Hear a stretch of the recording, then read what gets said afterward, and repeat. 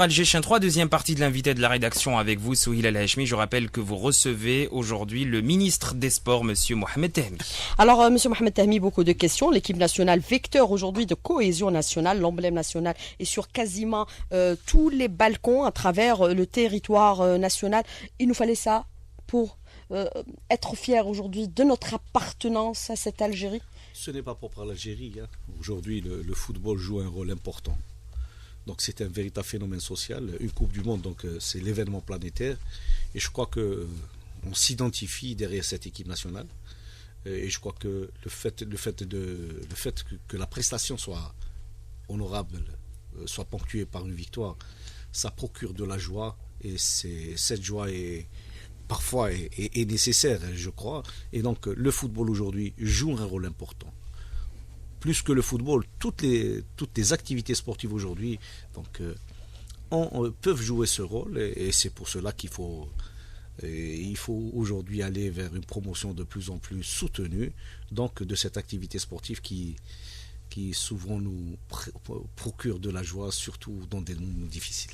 Alors justement, le football joue un rôle important. Est-ce qu'il est question aujourd'hui pour votre secteur, dans le cadre des actions du gouvernement qui sont engagées actuellement, puisque le plan d'action a été engagé, mais il y a eu des actions avant qui avaient été entamées par votre département ministériel, de renforcer aujourd'hui le football national à travers le territoire, Monsieur Tahmi?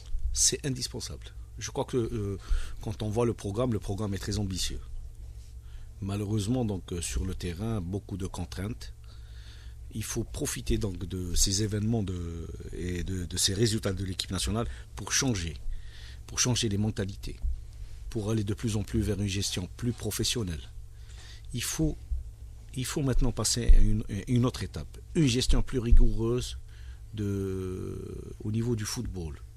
Donc si je parle de football, je peux donc parler aussi des autres disciplines. Une prise en charge des sportifs à partir du jeune âge. Une véritable politique donc de détection et de formation donc de l'élite en football et dans les autres disciplines. Et je crois qu'on est dans l'obligation aujourd'hui donc de tirer profit de cette participation. Je vais vous dire une chose, juste avant le premier match de la Belgique, nous avons eu à discuter avec des Brésiliens. Beaucoup de Brésiliens ne connaissaient rien de l'Algérie. Aujourd'hui, donc, cet événement planétaire a permis donc, à l'Algérie d'être connue dans les endroits les plus reculés du monde. Aujourd'hui, il faut tirer bénéfice donc, de cet événement. Chez nous, il faut qu'on réorganise notre football. Nous sommes à 4 années donc, du début du professionnalisme. Il faudrait passer à la vitesse supérieure et faire en sorte que dans le futur, on aura donc une véritable base de joueurs capables d'aller vers une équipe encore plus performante. Alors vous dites, mais parallèlement, hélas et malheureusement, sur le terrain, il y a beaucoup de contraintes. De quelles contraintes parlez-vous, M. Tahmi? La contrainte, nous avons un championnat qui est tout juste moyen.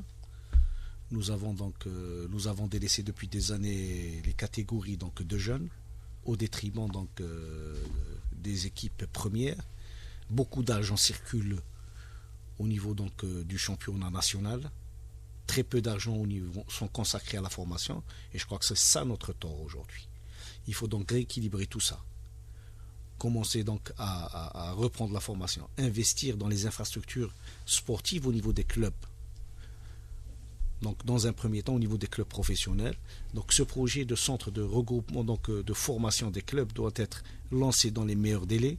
Vous allez le faire, le lancer? Il est en cours de lancement. J'avais dit qu'il y avait des contraintes. Aujourd'hui, les contraintes sont levées, mais il faut le réaliser dans les meilleurs délais, mais il faut aussi l'exploiter. Il faut qu'il y ait toute une organisation pour qu'on puisse réorganiser notre football.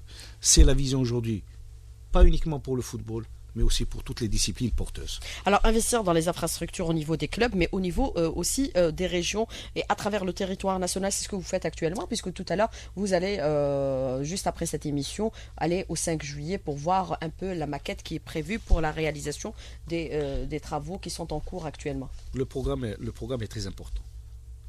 Donc, si on comptabilise les projets qui sont en cours de réalisation, les projets qui sont en phase d'étude, je pense que d'ici 3 années à peu près, nous aurons une véritable base infrastructurelle. Nous avons programmé dans le cadre du plan quinquennal 2015-2019 donc un programme plus ambitieux qui nous permettra donc à la fin du prochain plan quinquennal de devenir une véritable nation sportive, surtout en matière d'infrastructures sportives.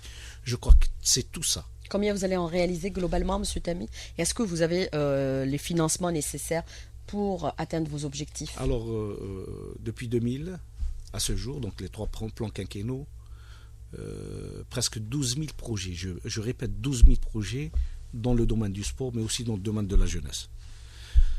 Ce programme a été déjà lancé à plus de 90%. Donc ce programme est déjà financé. Donc nous sommes en train de préparer le prochain plan quinquennal et nous allons tout faire pour défendre ce projet, pour avoir les financements nécessaires et je pense qu'on les aura, Inch'Allah. Alors créer des écoles de formation également, M. Tami, c'est impératif aujourd'hui, notamment pour le football, pour avoir peut-être à moyen ou long terme une équipe 100% algérienne. Nous avons vu Djabou, il est de chez nous, 100% algérien. Je ne veux pas dire que les autres ne le sont pas, mais c'est-à-dire ils viennent en offshore et vous avez aussi Slimani qui a quand même réalisé de bonnes performances. L'équipe nationale est 100% algérienne. Non, je veux dire, c'est-à-dire en offshore. Voilà. Aujourd'hui, notre faiblesse, c'est que nous n'avons pas beaucoup de joueurs formés au niveau donc formés localement. Mais Djabou, il est quand même surprenant. J'ai dit nous n'avons pas beaucoup de joueurs. Nous avons des joueurs. Slimani a été formé en Algérie, Djabou en Algérie, Soudani formé en Algérie, Zemamouche en Algérie, Hallish formé en Algérie, mais ce n'est pas suffisant. Mais je pense que nous sommes dans l'obligation d'élever le niveau chez nous. Pour élever le niveau de notre championnat local, il faut investir dans la formation. Il y a un programme de 35 centres de formation donc, qui est en cours et une partie sera lancée avant la fin 2014, l'autre partie sera lancée en 2015. Mais ceci n'est pas suffisant. Il y a aussi un autre programme ambitieux.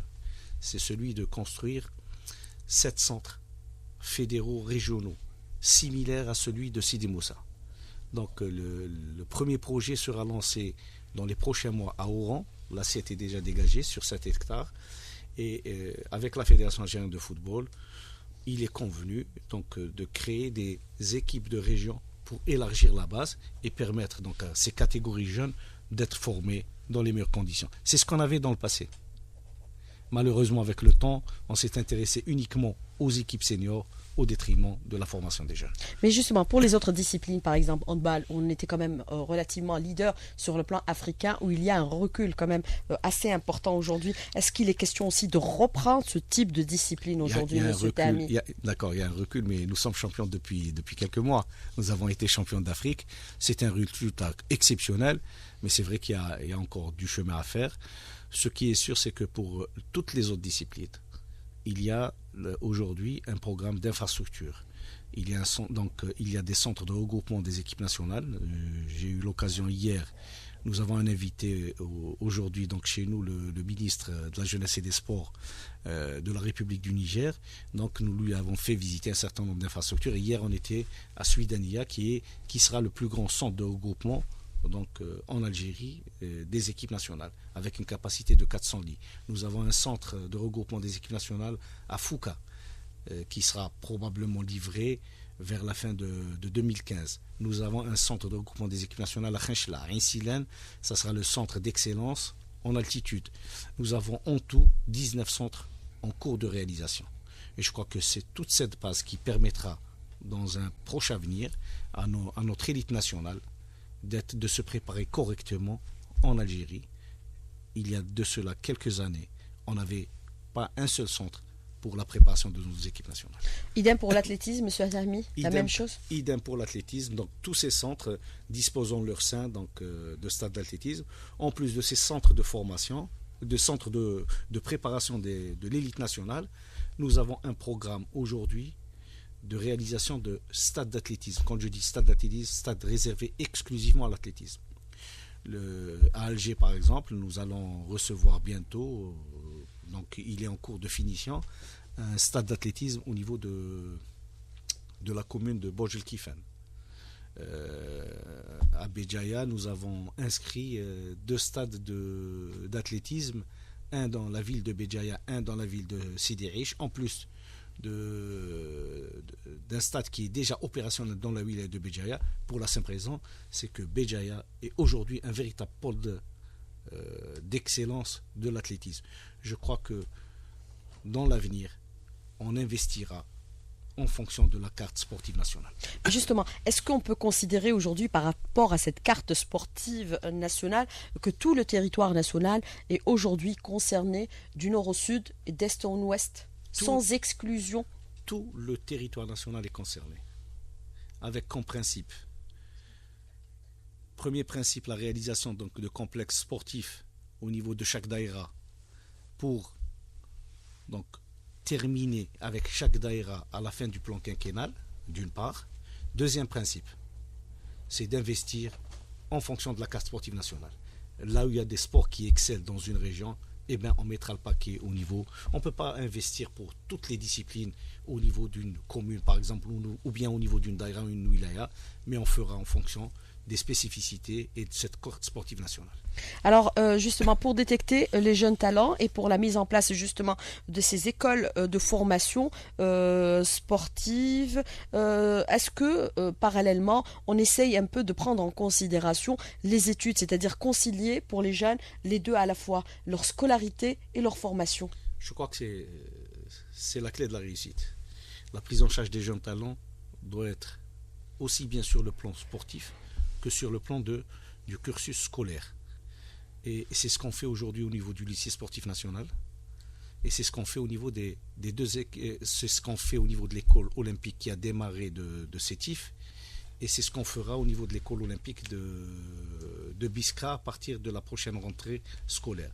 L'objectif est de permettre à ces jeunes talents d'être scolarisés correctement, avec en priorité la réussite dans le cursus scolaire, et de pratiquer le sport de haut niveau dans un environnement donc adéquat. Et c'est l'objectif aujourd'hui, et je crois que c'est ça la base de la formation, et c'est ce qu'on est en train de faire. Est-ce qu'on pourrait espérer qu'à moyen terme, on aura encore d'autres makhloufi dans l'athlétisme, Boulmarka, qui vont aussi nous ramener des médailles au niveau olympique et mondial? C'est l'objectif.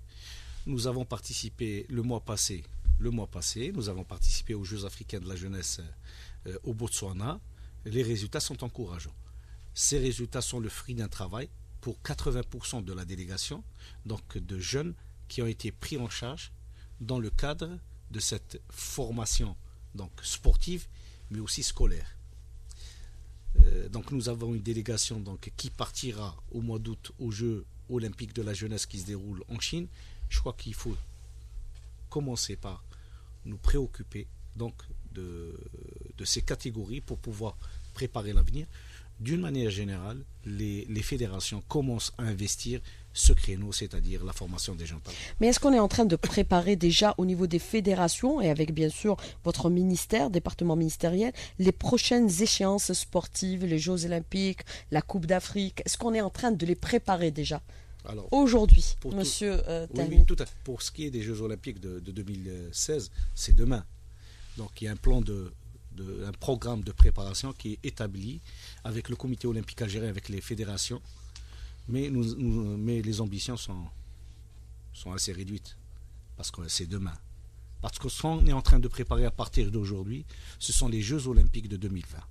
Donc il y a un plan de préparation et un programme établi par le ministère avec le comité olympique et les fédérations sportives, et c'est pour cela que je dis aujourd'hui, si on veut avoir des résultats, il faut qu'on prenne en charge sérieusement les jeunes talents, aussi bien dans leur cursus scolaire.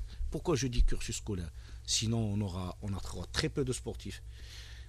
Parce que tout d'abord, donc, les parents vont réorienter leurs enfants vers la formation scolaire si on ne la prend pas en charge. Notre objectif, c'est de permettre à ces futurs athlètes d'élite d'avoir donc une formation complémentaire avec le cursus scolaire. C'est-à-dire vous êtes en train de travailler sur l'après 2016, c'est-à-dire le moyen terme, monsieur Tahmi, pas le court terme? Notre programme, notre prochain objectif principal, c'est les Jeux Olympiques de 2020 et non les Jeux Olympiques de 2016. Nous préparons ce qu'il faut avec les athlètes qui existent, mais un athlète olympique, ça se prépare sur une dizaine d'années. Nous sommes à 2 années des Jeux Olympiques, donc nous avons ciblé une liste d'athlètes qui sont actuellement en préparation, financés totalement par l'État, mais on ne va pas espérer beaucoup puisque la liste est réduite. Mais si on veut avoir une base beaucoup plus large, nous sommes dans l'obligation donc de mettre un programme sur plusieurs années jusqu'en 2020. Et pour justement le continent, par rapport au trophée africain, on a des ambitions, on voudrait l'avoir, on l'a eu qu'une seule fois. Bien pour sûr, le football. Est-ce qu'on y travaille aujourd'hui, Bien monsieur sûr. Tahmi? Aujourd'hui, nous avons une équipe qui est au niveau de la Coupe du Monde, qui est capable donc d'être sur le podium de la Coupe d'Afrique. Je crois que c'est tout toujours, proche. C'est toujours un objectif. C'est tout proche. C'est en 2015. C'est en janvier 2015. C'est-à-dire qu'on est à peu près à 6 mois, moins de 6 mois. Et je crois que cette équipe pourra faire donc un résultat à la prochaine Coupe d'Afrique. Tout d'abord, il faut qu'elle se qualifie. Et j'espère qu'elle fera un bon résultat. Mais vous pensez qu'on aura le deuxième trophée africain parce qu'on n'en a eu qu'un seul? On l'espère. Alors, autre question. Moi, je vais vous poser cette question. Tout le monde en parle aujourd'hui. Tout le monde dit qu'aujourd'hui, le sort du sélectionneur national sera scellé juste après cette Coupe du Monde. C'est une vérité, c'est une rumeur, c'est de l'intox. Qu'est-ce que c'est, monsieur Tahmi, La vérité, exactement? c'est que l'entraîneur national est avec l'équipe nationale jusqu'à la fin de la Coupe du Monde. On se focalise sur cette Coupe du Monde. Et à l'issue de cette Coupe du Monde, donc, il va y avoir certainement une évaluation et des décisions qui seront prises au niveau de la Fédération algérienne de football. Mais aujourd'hui, je pense que l'objectif principal, c'est que cet entraîneur national travaille dans la sérénité pour qu'on puisse se qualifier au deuxième tour et qu'à la fin de la Coupe du Monde, on fera une évaluation. On va gagner ce soir, monsieur Tahmi? Vous Vous le croyez? Vous avez un pronostic? Je l'espère, mais Moi, je ne regarderai pas le match parce que j'en peux plus. je l'espère vivement, mais ça va être un match très très très difficile. Parce qu'il est qualificatif pour l'Algérie, mais il est aussi qualificatif pour la Russie. Et je crois que ça va être un match très difficile et tendu entre les deux équipes. J'espère que ce sera, Inch'Allah, pour nous. Je l'espère. La victoire pour nous. On en a besoin.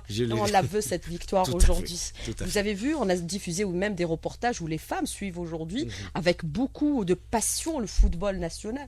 Et c'est un phénomène nouveau. Comment vous le voyez aujourd'hui, par exemple aujourd'hui, l'intérêt que portent les femmes au football national? C'est pour ça qu'il faut que ça change. C'est pour ça qu'il faut que les choses changent au niveau du football. Que les femmes soient sur les gradins pour supporter les équipes nationales également. Il ne faudrait plus que le Que ce ne football... soit pas l'espace des hommes, uniquement des hommes. Il faudrait plus que le football soit un espace de violence où on vient se défouler. Moi, S'il y je aura pense- les femmes, il n'y aura plus de violence. Non, Je non, peux vous l'assurer. tout à fait. Donc il faudrait que le football redevienne un véritable spectacle où on va passer de bons moments en regardant une rencontre de football. Alors mes collègues ne sont pas d'accord. Ils trouvent que les femmes sont aussi violentes que les hommes. Alors monsieur Mohamed Tahmi, merci d'avoir répondu à nos questions et d'avoir été avec moi ce matin pour ce dernier numéro de la saison. C'est la raison pour laquelle je vais souhaiter de bonnes vacances à tous les Algériens en espérant les retrouver à la rentrée prochaine. Saha siamkom, saha ramdankom, bonnes vacances et j'espère une victoire ce soir pour l'équipe nationale. Merci beaucoup monsieur Tahmi et C'est à moi qui bientôt. vous remercie. L'invité de la rédaction vous a été proposé par Algérie Télécom.